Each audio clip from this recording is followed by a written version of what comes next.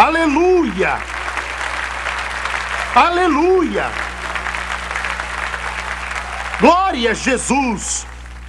Eu quero que façam o seguinte: quero que tenhamos uma reunião de avivamento como a que tínhamos nos velhos tempos, enquanto eles cantam de novo. Quero que você diga à pessoa do seu lado que você a ama, dê um abraço nela, cumprimente-a enquanto eles cantam Jesus. Há outro nome que devemos glorificar. Glória ao santo nome de Jesus. Glória, glória, glória. Podem assentar-se, Deus os abençoe. Os que trouxeram suas Bíblias, abram comigo no livro de Zacarias, capítulo 4, versículos 5 a 7.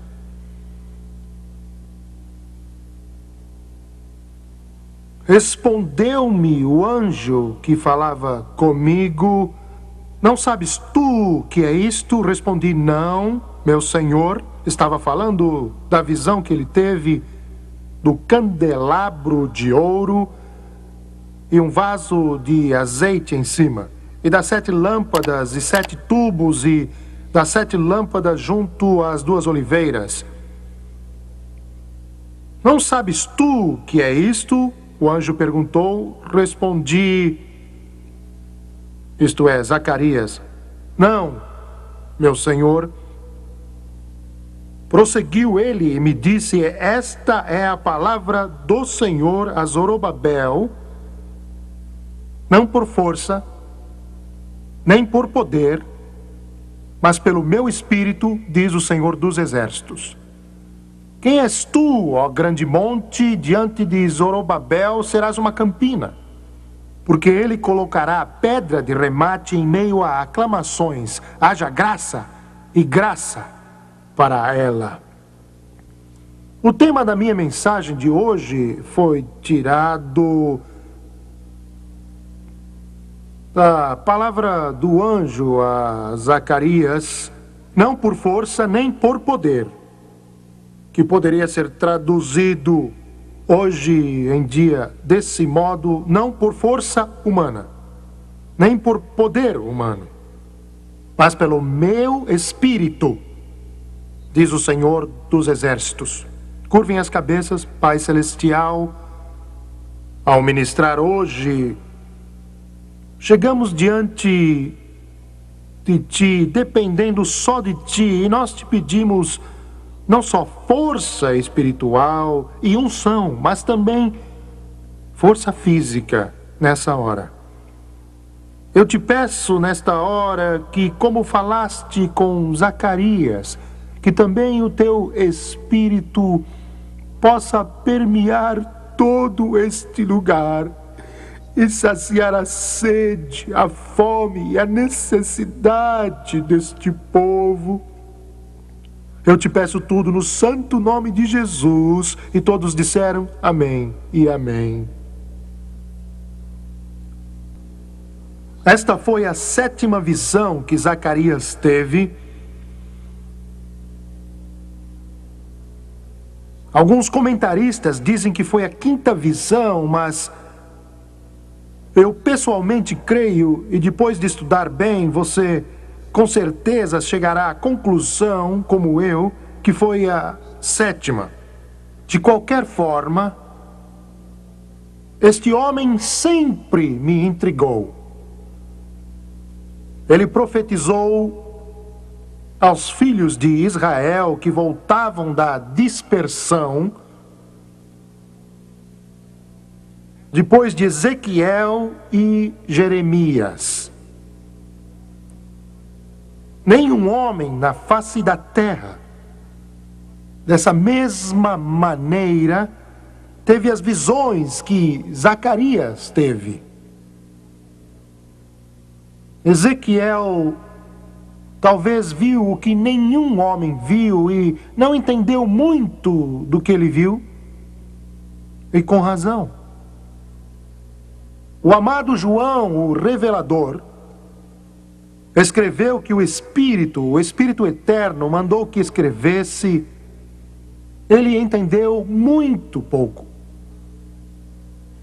O amado Daniel nos deu as visões que Deus deu a ele. E ficava perguntando várias e várias vezes: o que quer dizer? O que quer dizer?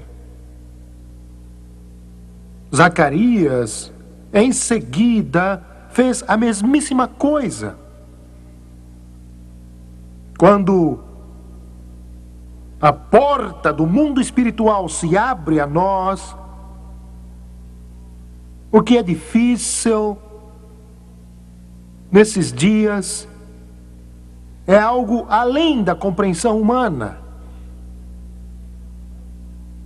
Creio que a razão porque meu interesse é tão grande pelos que tiveram um momentâneo vislumbre do mundo do Espírito de Deus, um mundo que é tão glorioso que nós chegamos a tremer em sua presença quando experimentamos esse vislumbre. É porque quando criança eu tive, por um período muito curto e breve, apenas um momentâneo vislumbre do que estou falando. Quando tinha 8 anos de idade, o Senhor me salvou, me encheu do seu Espírito e com 9 anos de idade, deu-me o dom de profecia. E não tenho certeza se vou poder descrever exatamente o que quero dizer. Ainda posso ver o lugar. Deus me mostrou quando criança o evangelismo mundial. Foi algo muito simples, porque naquela época eu ainda era uma criança. Ele me disse onde eu iria pregar no mundo. Eu vi também a grande colheita que iríamos ter. Isso em 1944. E, por incrível que pareça, naquele ano, ele me revelou por profecia as invenções da bomba atômica e de hidrogênio. Não com esses nomes, mas era uma bomba que iria destruir cidades inteiras como instrumento de morte. Como disse, eu era uma criança e não entendia tudo aquilo. E o que vou dizer agora ainda só entendo em parte. Não me lembro quantos anos tinha, se tinha 11 anos, ou 12, ou 10, mas era por aí. E ainda me lembro do lugar onde estava. Agora sei que foi Satanás. Antes não sabia. A princípio pensei que tinha sido um espírito mau. Mas agora sei que foi o próprio Satanás. E só percebi isso depois que cresci mais no Senhor. Pude sentir a presença do mal. Estava perto de uma cerca, perto da estrada, e não sei quanto tempo durou. Eu não vi nada, mas foi um sentimento tão horrível que não posso sequer descrever. Ele falou comigo e me disse coisas que eu não vou citar aqui. Mas ele ficava dizendo essas palavras para mim: vou parar você. Eu não sabia o que ele estava dizendo. Eu vou parar você. E naquele momento senti grande terror. Esta é a melhor palavra. Um terror se apossou de mim.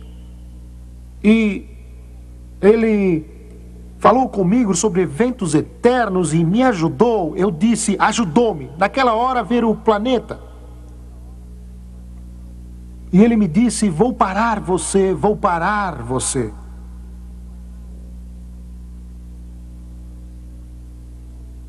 E depois ele usou outra terminologia e disse: eu vencerei Jesus Cristo.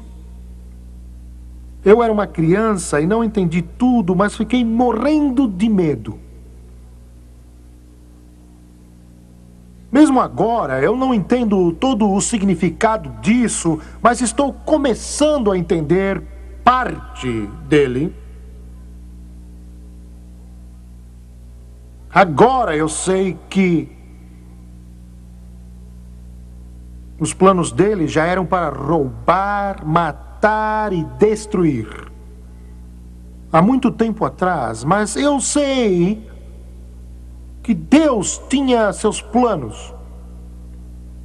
E também sei que Deus irá realizar tudo aquilo que Ele prometeu. E Ele irá levar a cabo todos os seus planos. Satanás não irá pará-lo.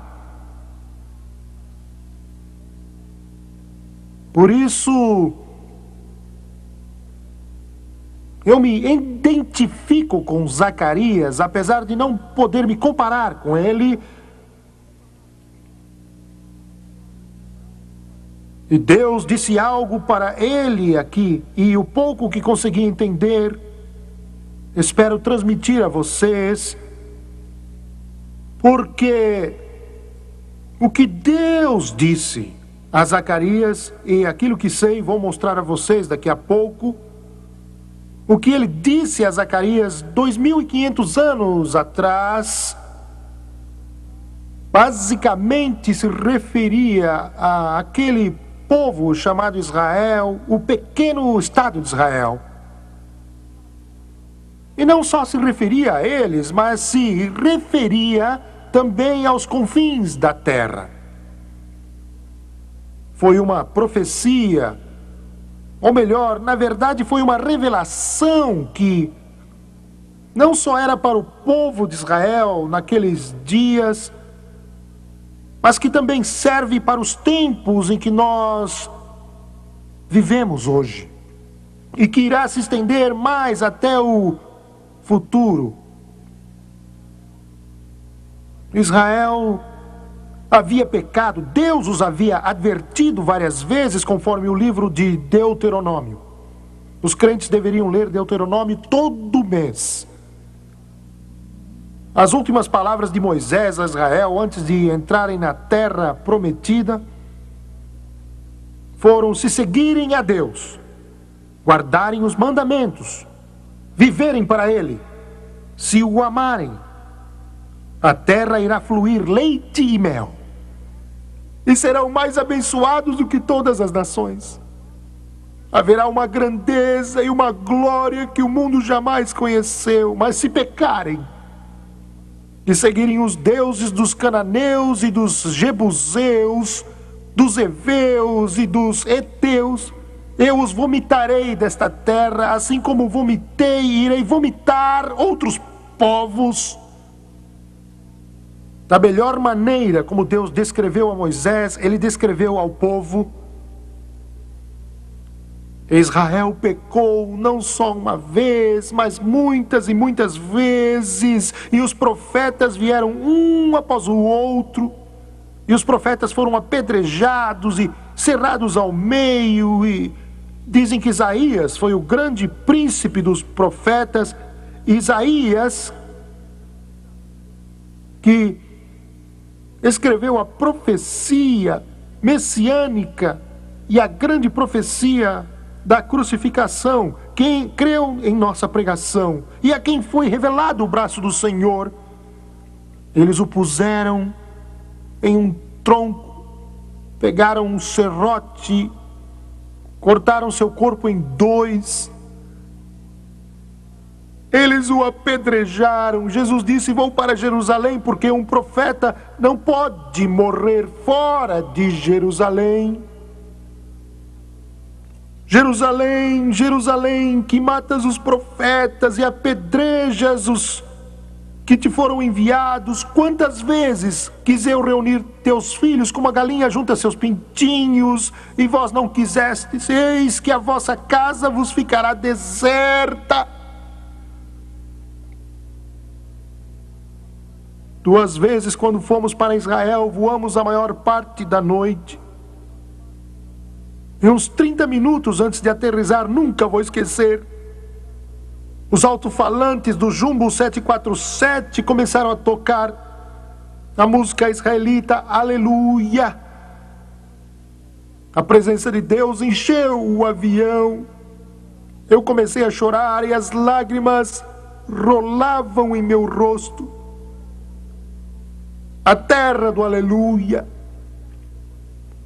O povo do Aleluia. Os profetas do Aleluia. Nós estamos aqui porque alguém daquele povo estranho, chamado por Deus, viveu uma vida consagrada a Deus. Porém, eles falharam. E sabemos das profecias horríveis de Ezequiel e Jeremias, que rogaram e imploraram a Israel para usar o bom senso. Isso pode parecer estranho, alguns não irão entender, e até eu não entendo algumas coisas.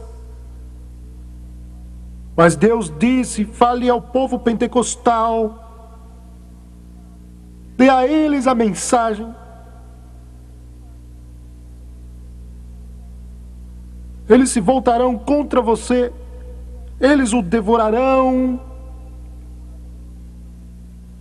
A oposição do mundo religioso, do mundo político e do mundo denominacional será mínima perto daquilo que o seu próprio povo fará a você. Eu tentei gritar, eu fiz o melhor. Muitas vezes eu pensei que a oposição era o cumprimento de uma profecia, mas eu nem podia imaginar a animosidade e o ódio que eu iria enfrentar.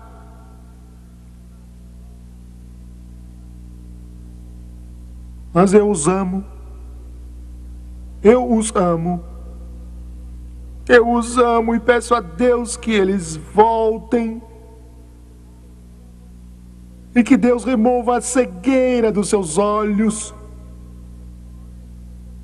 Aqueles que anunciaram ao mundo os dons do Espírito, a unção do Espírito Santo através do poder do Espírito Eterno. Traga-os de volta, traga-os de volta.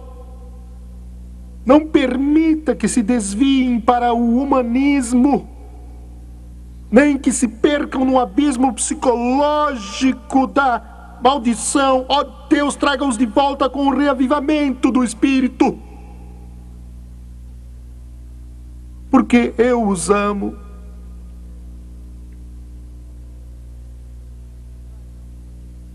Israel foi julgado. O sangue correu pelas ruas. E a cidade foi saqueada, pilhada e queimada, e seus filhos foram despedaçados. E os recém-nascidos jogados para o ar, o povo escolhido de Deus. E tão distante quanto os olhos podiam ver, podia-se ver a fila das pessoas amarradas, sendo arrastadas para a Babilônia.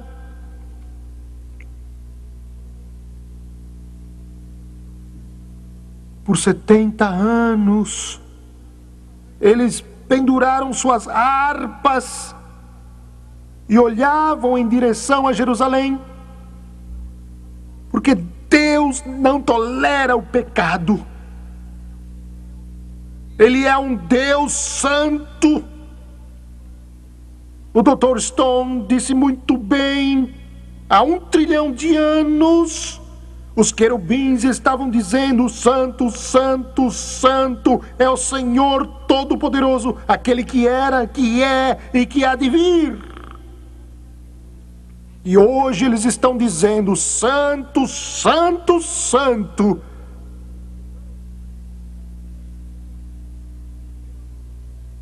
E o Deus que aqueles querubins proclamaram tomou sobre si mesmo a forma de ser humano e veio para esta terra embrutecida, pecaminosa e destroçada humanidade.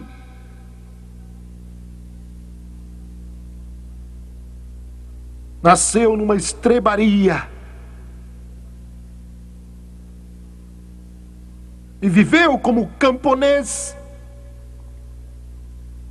Quem creu em nossa pregação e a quem foi revelado o braço do Senhor, porque foi subindo como renovo perante Ele, como raiz de uma terra seca, não tinha aparência nem formosura. Ele não veio de uma linhagem terrena de reis e príncipes, apesar de que ele era rei.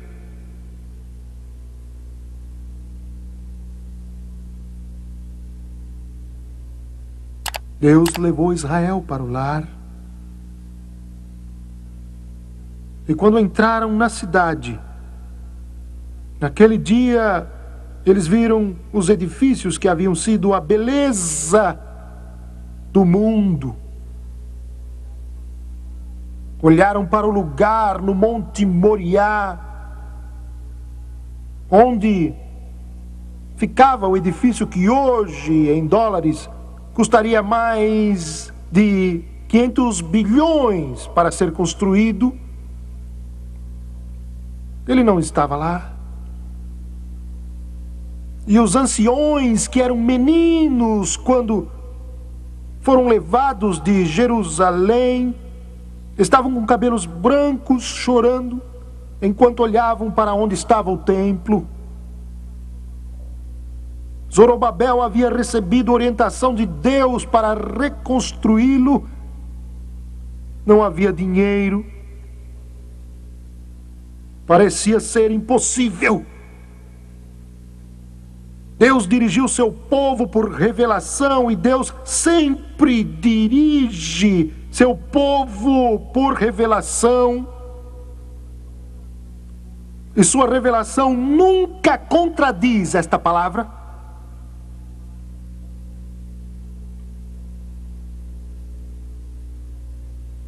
E a Bíblia diz: tornou o anjo que falava comigo, disse Zacarias, e me despertou como a um homem que é despertado do seu sono.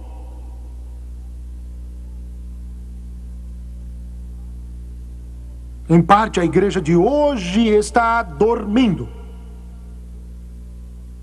Não digo isso de forma depreciativa, sarcástica, ou então irônica. Deixe-me explicar de modo mais claro agora.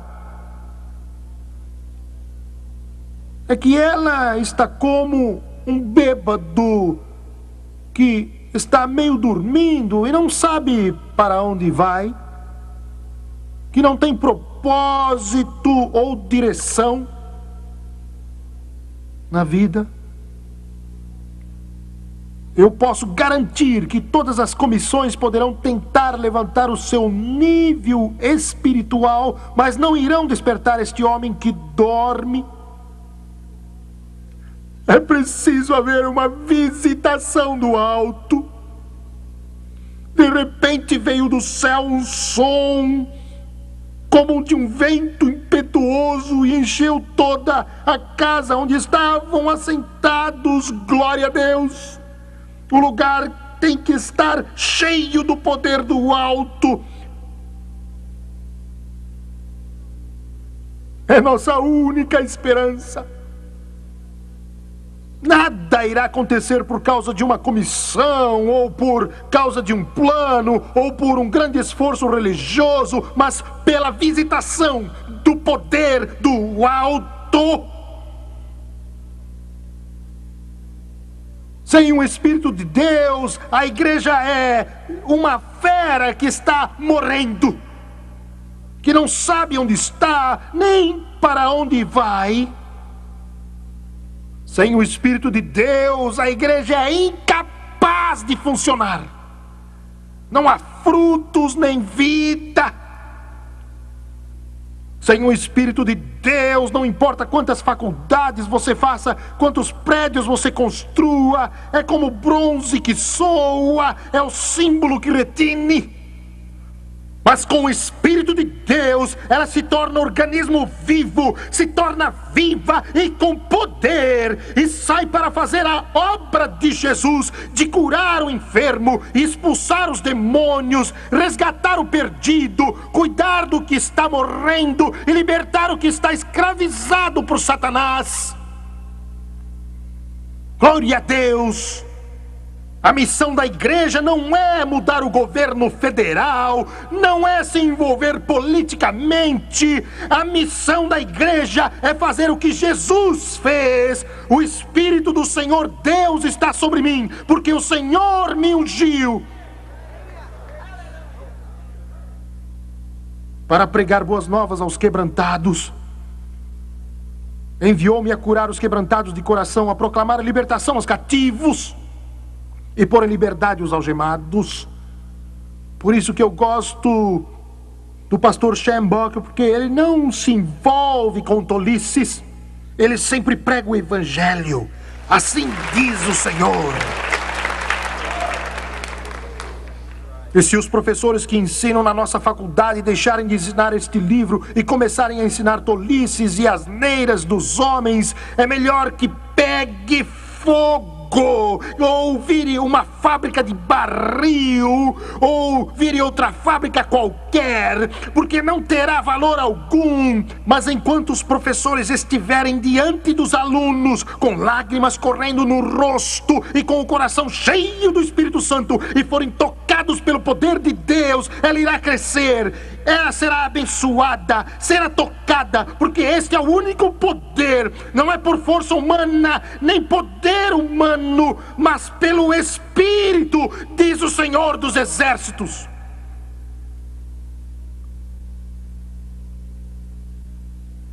Ó Deus, desperta-nos. Desperta-nos. Pois estamos aqui morrendo.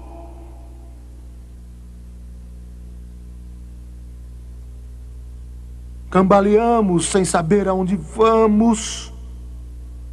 E se nós... Não é isso que eu queria dizer. Nós iremos acabar lutando contra o Espírito que nos salvará. Você ouviu o que eu disse? Se a igreja não tomar cuidado, ela acabará lutando contra o Espírito do Deus Todo-Poderoso, em vez de implorar e pedir por Ele. Pode parecer estranho, mas é verdade. E o anjo disse: que vês? Que pergunta? Que vês, pobre Zacarias, com sua fragilidade humana, com tanta limitação, com pouca agilidade mental, não sabe o que está vendo, e ele diz: olho, e eis um candelabro todo de ouro e com vaso de azeite em cima, com suas 7 lâmpadas e 7 tubos, um para cada uma das lâmpadas que estão em cima do candelabro. O que é isso? Junto a essas duas oliveiras, uma à direita do vaso de azeite e a outra à sua esquerda. Então perguntei ao anjo que falava comigo: meu senhor, que é isto? O que é isto? Ele era judeu. Ele sabia o que era o candelabro, o menora, ele sabia o que era. O emblema mais lindo do judaísmo, a lâmpada de ouro. Temos alguns amigos, como o senhor Lionel, que conhece muito bem isso e tem sido tão bom para nós. Ele é do Caribe e esteve aqui. Estávamos ensinando sobre o sacerdote no estudo da Bíblia, e sua esposa é judia. Eu me lembro quando ela entrou no estúdio. Ela é salva, cheia do Espírito, mas ela entrou no estúdio e viu aquele mural e aqueles pôsteres e ilustrações que estavam lá. Observei como ela olhou para eles, o altar de bronze, a pia de bronze. Observei como olhou para o altar de adoração e a veste dos sacerdotes. Depois observei quando chegou na lâmpada de ouro e começou a passar a mão suavemente. Acabei ficando com um nó na garganta. Ela disse: esta é a lâmpada de ouro. Ela podia fechar os olhos, apesar de não ser sacerdote, podia fechar os olhos e dizer onde a lâmpada ficava no Santo dos Santos, iluminando diretamente a mesa dos pães da proposição, ou o pão da presença. Ela podia ver os sacerdotes aparando os pavios de manhã e à noite, e enchendo-a com óleo, e aquela lâmpada ficava refletindo no altar de adoração. Ela disse: eu vejo.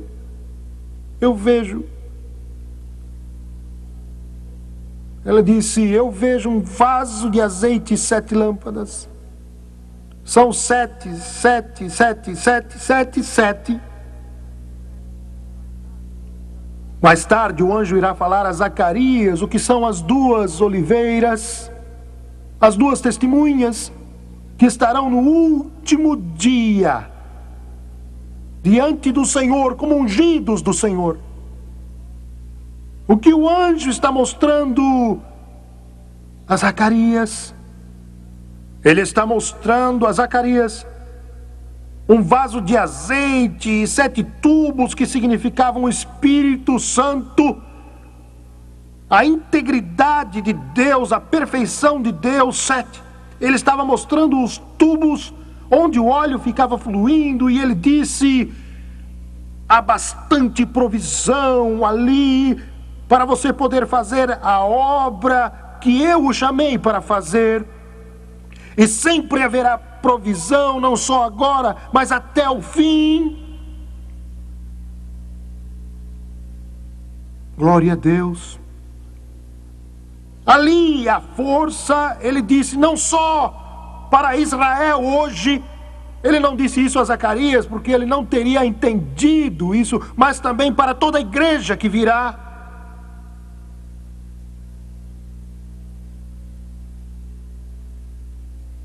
Que vês? Eu vou perguntar a você, o que você vê?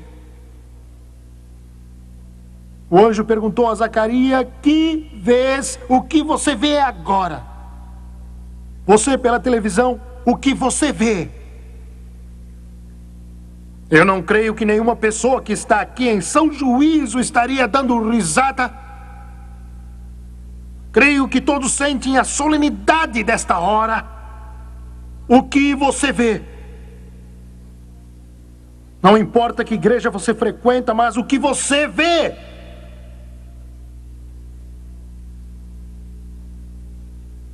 Se todo filho de Deus fosse acordado com essa pergunta hoje,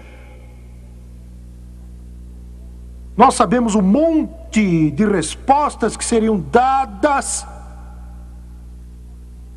Respostas de fraquezas, respostas de falhas, respostas de fracassos, respostas de deliberações ponderadas e que não levam a nada. O que você vê?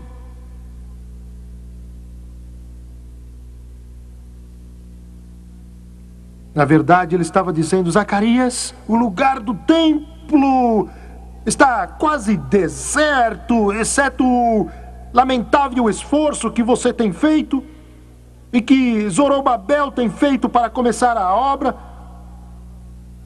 Jerusalém está assolada, as portas estão queimadas pelo fogo. Foi o que Zacarias viu. Ele viu a mesma coisa que a igreja vê hoje: ruína, destroços. portas queimadas. Um templo que um dia foi majestoso e cheio de esplendor, e agora não existe mais, só há um esqueleto naquele lugar e não há dinheiro para terminá-lo. O povo escolhido por Deus estava sobre Dario II e ele exigiu que o trabalho parasse. O maior monarca na face da terra governava com o poder de um déspota. Parem a obra. Cessem as atividades. O templo não será reconstruído. Dario II, que tomou o lugar de Dario I, que casou-se com Esther, Assuero, e disse: parem. O que você vê? O que você vê? Eu vejo o coração quebrantado de Zacarias. Posso sentir a dor e também o sofrimento. É quase como se ele fosse pego na corrupção e não soubesse o que fazer. Ela é tão maior do que ele. Ele parece ser indefeso contra a violenta, poderosa e incrível oposição que parece vir como enorme onda. Deus, podemos construir sem nada.